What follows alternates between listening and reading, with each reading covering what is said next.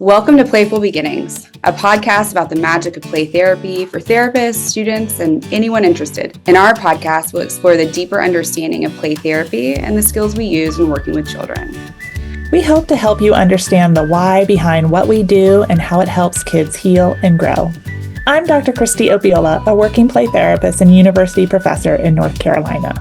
I'm Dr. Maggie Parker, a play therapist and professor in DC. Hey, Kristie. Hey, Maggie. How are you? I am surviving. It's the end of the semester. It is the end of the semester. We're so close. We are so close. And then I get to start on 2 new course preps. Exactly. Yeah, it doesn't end. It's just this semester ends, and then we get to, finish up on some tasks that we didn't get to finish. And then we get to lean into the next big task that we have. But it feels like a milestone to make it to the end of the semester. But no, I'm well. I'm, enjoying the weather. I got my garden planted. Oh yeah. I don't know, I'm a big gardener. I love flowers, and during the pandemic, I took a gardening class, so I'm like growing my own vegetables in the summer. I just shared, I had so much lettuce, romaine, that I had to share with everyone in my neighborhood because it was bolting, so I needed to pull it before all the lettuce went bitter. So I just pulled it all to replant. And oh my gosh, I had so much lettuce. I think I created like 10 Ziploc bags of lettuce to give to people. Yeah. We don't have sun in our yard. We have so many really big oak trees, which is great. But at our old house, the front was where we had all of the sun. And so we planted tons of cherry tomato plants, and we would never have them on the vine because all the little kids in the neighborhood would come over and just pop them. And they're so much tastier when you can pull them off the vine than when you buy them at the grocery store. I don't know because I don't like tomatoes, but oh Maggie, you're missing out. I know, I make them BLTs and tomato sandwiches all the time, and I'm like, ew. Oh, that makes my heart sad. I love tomatoes. So as a kid, my maternal grandfather grew tomatoes, and my paternal grandfather did green beans, and that's what I remember, him having a ton of green bean plants. But my pop did tomatoes, and I would eat it like an apple. I would pull a tomato and just eat it. So there'd be all the juice running over. Yeah. Oh my gosh, I could eat a tomato. And he was in New Jersey, and Jersey tomatoes, oh my gosh, are the best tomatoes. I do not know what makes them great. You could take the same plant and plant one in his yard and plant one in my yard, and his tomatoes would taste so much better than mine. So I don't know what it is about Jersey soil, but man, they grow some really great tomatoes. So if we have any listeners here from New Jersey, shout out, eat a tomato for me. Yeah, send us your tomatoes.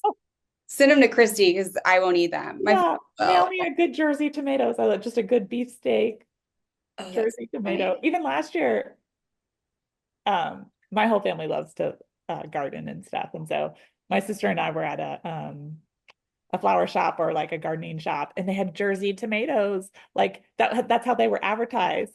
So I'm like, I have to buy this and grow them. They didn't taste anything like a Jersey tomato. I think it's in the soil, or I don't know what's in the Garden State. Jersey, or the sun, or they're not far from the ocean. Maybe they get some salt water that gets sprayed. I don't know, but something happens in New Jersey. I'm like, I told my mom, we're going to take a trip, and I'm going to dig up some soil and bring it to North Carolina and figure out if that's it. And she's like, no, I don't think that's going to work. I was like, I know, I just want these really fond memories I have of my grandfather, and the delicious tomatoes. But anywho, that's not what our topic is about today. Yeah. So I had talked with faculty who teaches with me, who's teaching a family therapy course in the rehabilitation counseling program, Dr. Bogmi Das.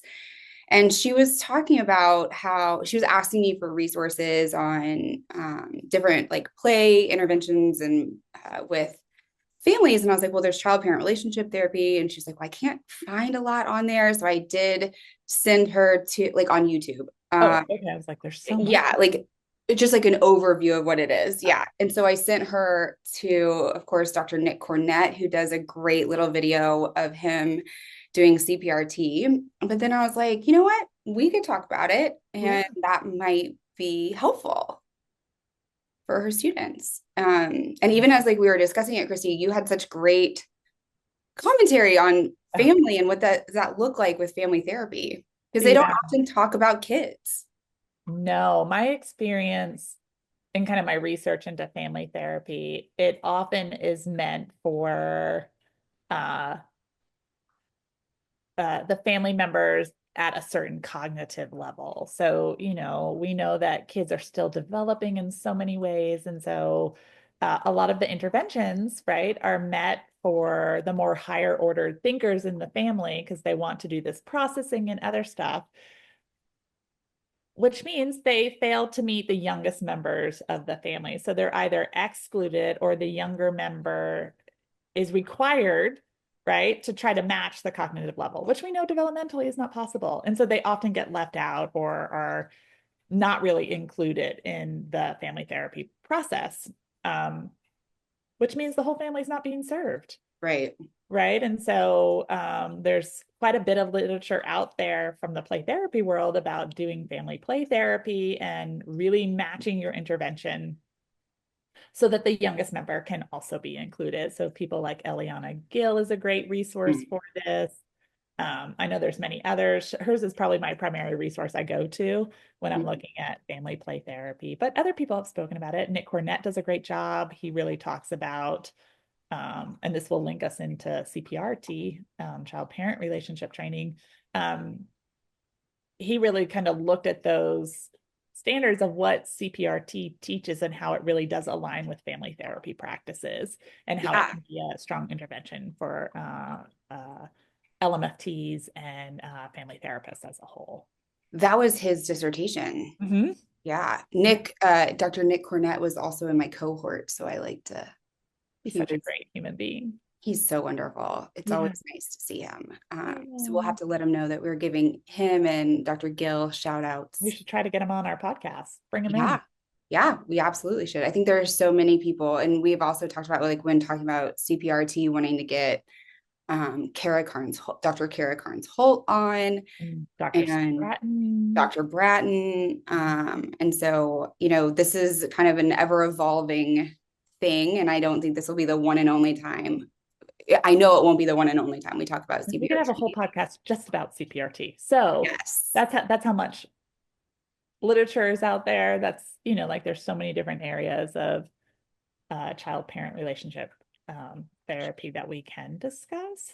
Yeah. But I'm And excited. that's like a big area for you. You teach the course, so you're teaching it Mhm. right now. That Yeah, was your dissertation. it is. I don't really have a lot of experience with CPRT. I did it in school and ran a group, and then I've run a couple groups since then, Yeah. but not to the level that you have. And so I'm kind of curious, like what really excited you about it that you were willing to get married to it for your dissertation? Because when you write a dissertation, you are married to a topic for quite some time. You You, live and breathe it. you do live and breathe the topic for a while. I've always really been like family and parent oriented. I um not only are they good resources, but they're such critical components to any type of care you do for a child, right? Children come within a system. We can definitely do interventions with the individual, right? But our interventions become much stronger when the system is involved. And so, and I found so many of my peers were scared to death of parents. Like it just shocked me that people were afraid to work with parents or had such a negative view of parents. And so, um, yeah, I think the other thing that drew me is a lot of people don't know this. One of my colleagues, when I worked in the hospital setting, and I ran CPRT groups before I ever became a therapist. So I was the lay person co-facilitator to the play therapist doing CPRT. So I learned CPRT really before I learned other counseling skills. and co-facilitate it for years in the hospital setting, CPRT groups for um, children and parents, or parents and children who had chronic illness or terminal illnesses, and how do we support them within the medical environment where oftentimes parents feel like their parental role is stripped or minimized, or they lose a sense of, I don't want to say competence, but like value of like what they're offering when their kiddo is so sick. And so that was a big part of it for me, was how do we empower parents Yeah. to, to keep their role, and how do we help them support their children? Because we know parents are so much more significant than any other person that is in a child's life. Um, Hmm. in particular under really high stressful situations, like that parent, like how do I activate this parent and help them support their child? And so I think that's why I was always drawn to CPRT. Yeah. Is it really aligned with my own belief system. It was cool.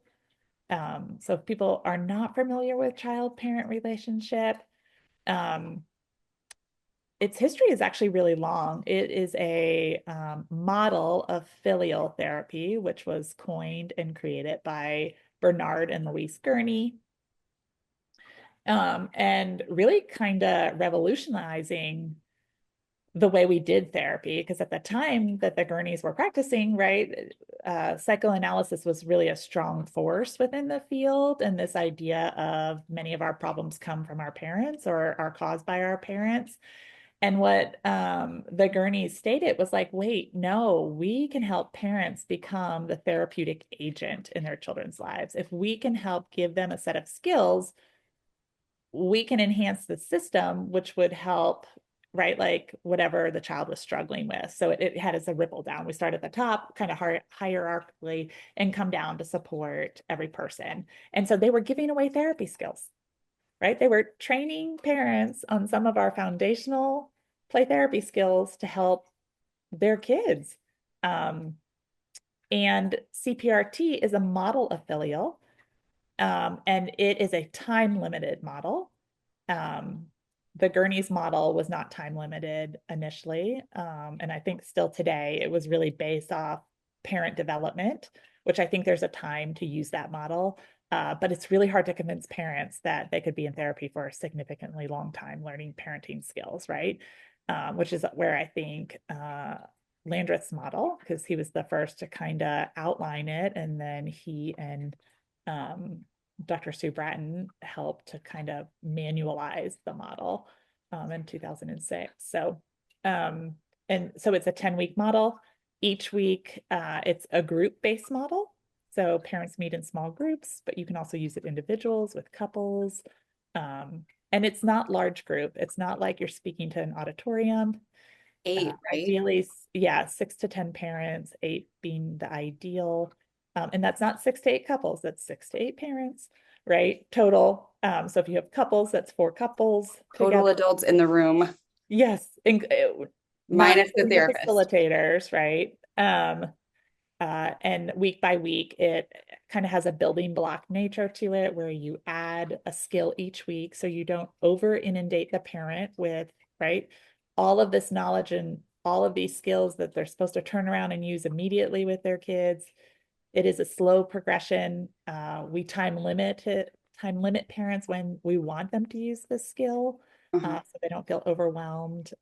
It also helps if something's not working, that then they don't just disbelieve or jump ship and go some other direction, that they kind of stay the course, and you get a chance to work with them before they would practice those skills again and add on the skills for parents. But we teach them, I think it's 6 skills total: reflective responding, limit setting, Choice giving, choice giving, returning. self-esteem building, the idea of encouragement versus praise. Is it reflecting emotions? That we consider That's that part of reflective. reflective responding. Um, that's the first skill we teach. And it might just be 5. We do advanced limit setting, so we stack skills together. So maybe that's the 6th skill. We also talk about other helpful tools for parents, like Mhm. structured doll play and other ways you can incorporate current day information within the model. So when I did my dissertation, I included a lot on trauma, understanding trauma and how that may be playing out for your child and why their responses may not be similar to other children's responses or why they might need a different approach at certain moments, right? As well as the other thing I love about CPRT is it also helps parents grow and it helps enhance their relationships, not only with their children, but I think holistically, because the skills are relationship-based skills. That's what we're Right. teaching parents in this model. And so, Well, what I think is so neat is that, you and I think for you a little less so just because you already had this mentality and a way of being, mhm. but that learning this really shaped how I viewed myself in relationships. And you see that a lot with parents that one, parents are there's no manual. We've talked about that before, and we don't understand child development. We really don't have conversations about it, and we don't know how to respond. So a lot of times, I think in the past we did what our parents did or how we were parented. Now there's this huge social media influence on like how do we parent. And I think this was really innovative. We keep talking about, or we don't keep talking about, but people talk a lot about like gentle parenting and what is gentle parenting. And the way I conceptualize it is really what the Gurneys were doing so long ago, which is how are you responding to your child as opposed to responding to your response? Yes. And like, how are you understanding your child and really starting to flip the way in which we engage with other people and thinking about the ways in which we communicate that I think is so beneficial. Yeah. And even just like having conversations with you about my own children and being like, well, blah, blah, like this is what's happening. And you're like, it sounds a lot like anxiety. And then it's like, oh, yeah, okay. And then I can Well, respond they differently. swim in it every day. It's sometimes hard to decipher, right? Like Mm-hmm. what's really happening. You're also so emotionally engaged in that relationship that we don't always have like an outsider's view of what's happening. So when, It I feel happens. fortunate that you call and trust me, but I can almost give you like, I think this is what's happened. This is what I keep hearing from you, right? Like, I just wonder if this is more anxiety and you're feeding into anxiety instead of like helping to like set the Create the tone boundaries about around how it. to manage anxiety.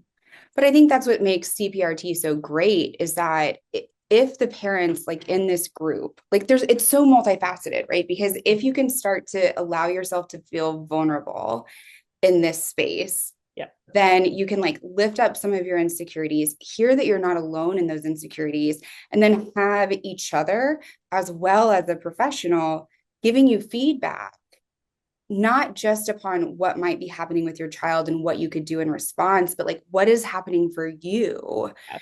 And so it's this multifaceted systemic intervention that I think is unique Yeah. and incredibly beneficial that every parent should participate. You can't get that from reading a book. You can't get that from watching a reel. Right. Like you can get understanding of that from reading Right. a book, but like the practical application of that. And often when I think of CPRT, I think we talk about it as a three-tiered model all the time, which is like how we structure it, and kind of how we lay out each session. But I think it's also a three-tiered model in the sense that, right, we're helping to focus on the needs of the child. We're helping to focus the parents on their own parental need and their own self-awareness, right? And how they're meeting that need of their child. And then we're focusing on the relationship between the parent and child, right? So that's the three tiers that I think of. And even when I structure feedback and responsiveness, right? Like we start with how's this impacting your child? What are you noticing on your child? And then I slowly shift into what's happening for you right now? Like, what's going on? I'm noticing you're having a big reaction, or no, what's coming up for you when your child does this? So I really kind of then lean into like self-awareness, how my child is impacting me, how I impact my child, right? Like those internal components, which then helps enhance the relationship. And as we model that for children, right, then our hope, and I think what we've seen in research is that children then model that back, right? Like we build intergenerational impacts of how people relate to each other. Mm-hmm. Well, and I think it's also like three tiered in the sense that first you started as a group, right? So you're focusing on the group and normalization and engagement. Then you're focusing in on psychoeducation and teaching the skills and what does this look like, and experiencing and processing that. And then it's supervision. So Yeah. you're bringing in video, like the parents bring in videos each week of them engaging in these 30-minute sessions. And then you're giving feedback and encouragement, really focusing on what they're doing well and things that they could try, as opposed to like, that was terrible. No parent wants to hear that that was terrible. And But and here's so the thing. Here's the reality, Maggie. So many parents already hear that. yeah. So Oh, many we parents already think already it. feel judged and devalued and incompetent, right? Because they hear that from their community, and it's in both like overt and covert ways. So like sometimes people actually say that to parents, like they are unkind I've to had parents tell me students. I was doing a bad job. Yeah, and family, friends, and absolute strangers. Yeah. Right? It's not even like No, you're it's not like some ever random person like in a random the person, or they give covert, right? Like these subtle ways of here you're side in the eye. grocery aisle with your child who's throwing a temper tantrum, right? And no one comes down the aisle. That's a covert message that, right? Like you as a parent is internalizing, like my kid is so out of control, no one wants to be around us. We don't consciously think of that, right? But that's the message we're getting. Or the mom at the grocery store at 9:30 at night with two little kiddos in a cart that who are melting down and people are giving side eye. Or one parent shared that their child really wanted a candy bar right at the checkout and the mom said no multiple times, right? Was trying to set a boundary and a limit, and the person in front of her bought her child the candy bar and handed it to the kiddo, right? Like, how is that? I know. The mom was So so if you're frustrated. not watching this, my mouth is so I wide. know, Like, but right, what? like those are the messages, right? Or you get feedback constantly about well, you should do it this way. You know, you're not being strict enough. Like all of those send messages to parents. What I love about CPRT is it's really strength based. It's really looking at what are parents doing well instead of all the things they're doing wrong.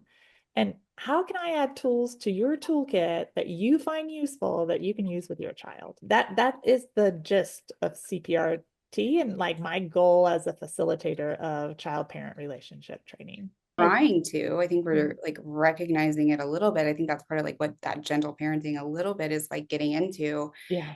But even as someone who's been trained in this, I still struggle to recognize the emotion, because that's not, last week we talked about questions. It's pieces that are important and helps you feel connected. And we don't always have to teach. Like it's okay or correct. Yeah. And it's okay to be, I wish I could find a C word that would really fit with that, but just to be present and engaged. Well, I think it goes, Connected. you did it. I just think this is really helpful. And I know this is just like a quick overview. And I know there's like so much, we will continue to talk about it, but I just wanted to kind of give an overview for Dr. Doss's class. And if But others anybody, out there who may yeah, hear. Yeah. And don't forget to like and subscribe to our podcast, as well as go to our webpage, playtherapyspace.com. Well, as you can email Maggie and I with any questions, or if there's particular topics that you want us to address, don't forget to send us. You can do info@playtherapyspace.com, or you can do Maggie@playtherapyspace, or Kristie@playtherapyspace.com. So please connect with us. We love to hear from you, and we respond to your content. So share with us. We're happy to do a podcast in an area that you're really interested in, hopefully, as long as it's related to play therapy. well, thanks, Kristie. Have a good day. Thanks, you too. Have a good meeting. I know your thing binged and it's Yep. Wednesday. We're in meetings all day. So, Knox, I gotta go. yep, yep, yep. Miss you, and I'll talk to you soon. Okay, bye. Bye.